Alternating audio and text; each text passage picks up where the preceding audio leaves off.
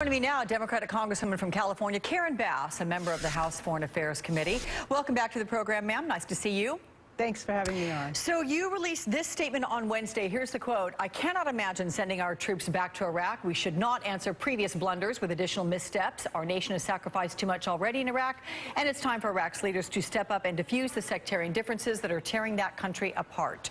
Congresswoman, does the U.S. have any obligation to help Iraq?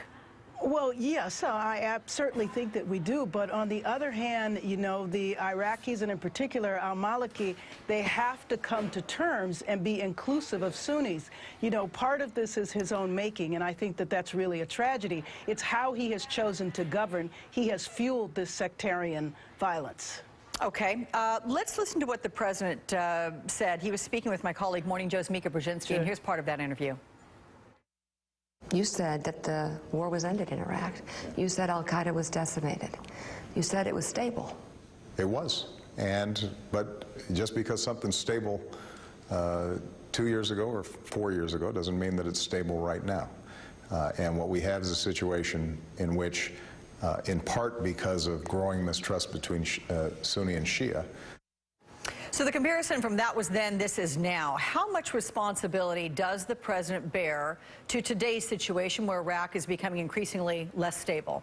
Well, you know, it's in no one's interest in the entire world for Iraq to be unstable, but we do have to remember history, and we have to remember that the president had wanted to leave troops in Iraq, but he could not come to agreement with al-Maliki, whose terms were unacceptable. And so that is why we don't have anyone there today. So the president's call to send in advisors, with the #1 priority being to protect our embassy and the other Americans that are there, I believe is the right thing to do. The other thing is that I think we have to continue to put pressure on al-Maliki to say, you know, you really have to figure out your government. Now, they're on a deadline right now. They're supposed to reorganize their parliament, and he has an opportunity to be more inclusive right now. Let's see what he does.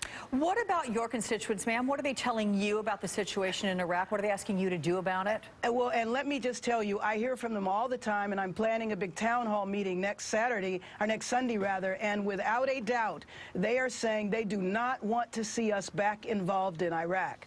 And so I don't believe that I'm going to hear anything different next week. In terms of involved in Iraq, are they being specific? I mean, is this boots on the ground, or are they okay with the drones or, you know, surveillance, or the 300 military advisors that are going there to help train and prepare the Iraqi soldiers to do their thing and protect their own country? Are they comfortable with that?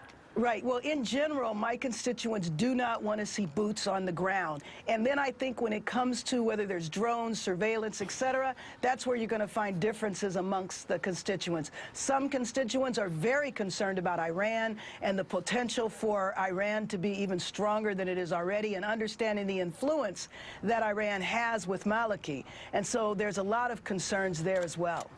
Secretary of State John Kerry, as you know, is headed to the region this weekend. What message would you have him give to the leaders there when he meets with them about Iraq? Well, you know, the #1 message is for there to be pressure on al-Maliki, that when he puts the parliament together, when they form a new coalition, that it has got to be inclusive.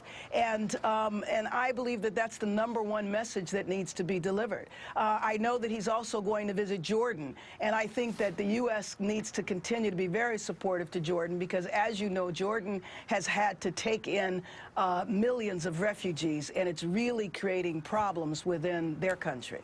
Another potential problem here, I know you're familiar with this new ISIS video showing these 3 jihadists speaking in English. They're trying to recruit new members, one of them being identified as British, another as Australian.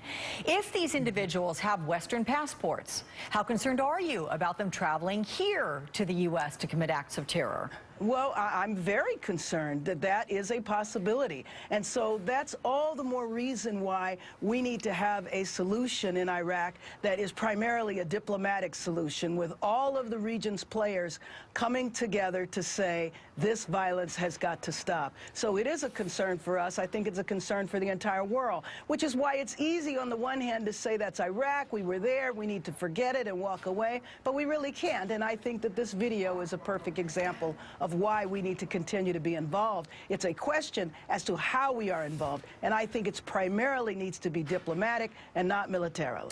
We've had many architects of the Iraq War, their voices resurrected, if you will, regarding what's happening now. What do you make of that? Well, you know what? I just think that it's incredible because this is a mess that we created.